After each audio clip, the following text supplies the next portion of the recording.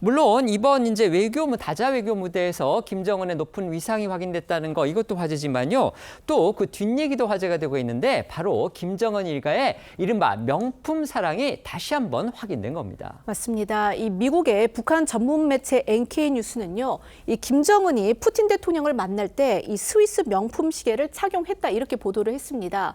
김정은이 착용한 제품은 이 스위스 명품 시계 브랜드인 IWC 샤프하우젠 시계로 이게 한화로 약 2천만 원에 판매되는 모델인 것으로 알려졌습니다. 김정은은 유학 시절 머물던 스위스와 인연이 깊어서 시계에 각별한 애착을 가진 것으로 전해졌는데요. 실제로 2023년 러시아 방문 때도 이 시계를 착용한 모습이 포착된 바 있습니다. 김여정 같은 경우에는요, 이 양가죽 소재의 검은색 레이디 디올백 디올백을 들고 있는 장면이 포착이 됐습니다. 이 가방 하나로 약 1,000만 원 정도에 판매되는 명품 제품이고요. 이 가방 역시 2023년 러시아 방문 당시 김여정이 들었던 가방과 같은 가방으로 알려졌습니다. 김정은의 딸 김주애 역시 만 12세에 불과한 어린 나이지만 벌써부터 명품 착용한 모습 심심치 않게 볼 수 있는데요. 김주애는 지난 3일 김정은과 베이징에 도착해 환대를 받을 당시 스위스 브랜드에서 만든 63만 원 상당의 명품 시계를 착용한 걸로 알려졌습니다. 이뿐만이 아니라 지난 6월 원산 갈마 해안 관광지구 준공식 때는 까르띠에 명품 시계를 2023년엔 구찌 선글라스를 쓴 장면이 포착되기도 했습니다.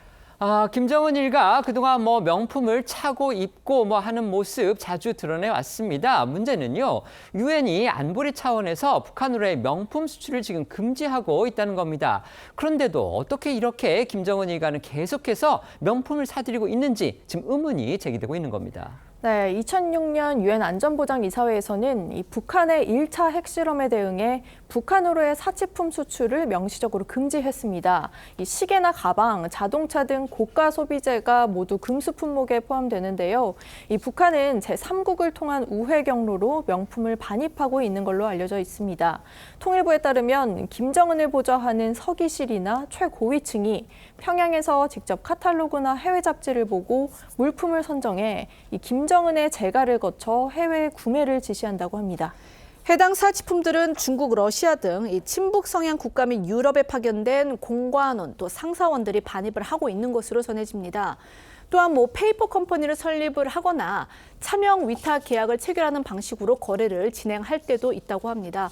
이 거래에 필요한 외화 조달에는 서기실과 이 김정은 일가의 비자금을 관리하는 당 39호실이 관여하는 것으로 알려져 있습니다. 말씀드린 대로 김정은 어제 저녁에 지금 방중 행사를 다 마치고 북한으로 귀국길에 올랐습니다. 이번 방중길에서 정말 중국 측으로부터 특별 대우를 받았다, 이런 소식 저희도 전해드렸는데요.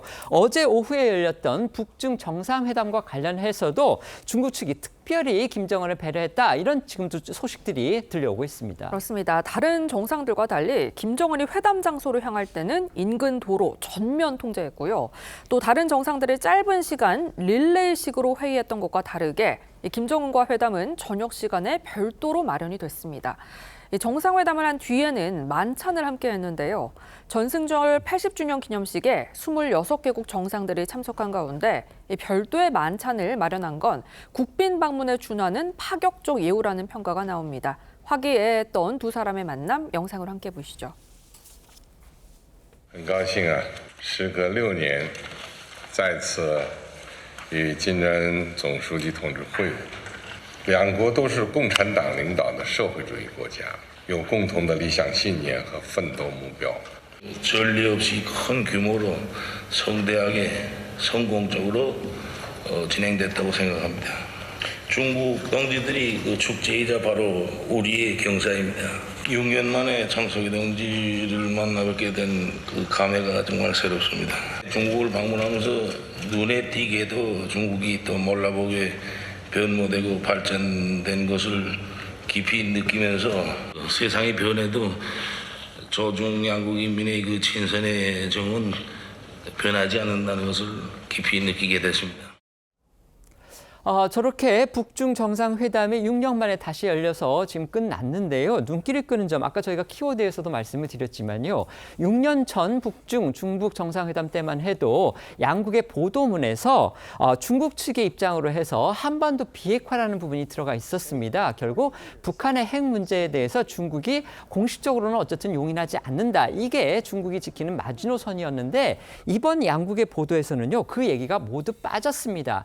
그렇다면 중국이 결국 김정은의 핵 보유를 사실상 묵인을 하면서 한반도 비핵화, 특히 북핵 비핵화론에 대해서 중국 자신이 뭔가 지금 차단막을 치고 나오는 거 아니냐. 지금 이런 우려 섞인 지적들이 나오고 있는 겁니다. 어떻게 보십니까? 일단 북한 핵을 보유하고 고도화하는 문제를 가장 통제를 할 수 있는 것이 중국이죠. 그렇죠. 그래서 지금 80주년 전성절이었는데 70주년 전성절 때 박근혜 당시 대통령이 갔습니다. 네. 그때 갔던 이유도 그때 북핵 문제 때문에 굉장히 긴장 관계가 있어서 그때 시진핑을 만나서 그걸 이제 통제 역할을 좀 해달라는 그 의미로 갔었거든요. 네. 그런데 이번에는 오히려 그 부분이 완전히 이제 사라져버렸지 않습니까? 사라졌는데 지금 김정은이 그동안은 그 러시아와 밀착을 했었죠. 우크라이나에 파병을 하면서. 그런데 러시아 전쟁이 이제 끝나가니까 다시 이제 중국의 이 밀접한 관계를 맺기 위해서 이번에 저는 갔다고 보거든요.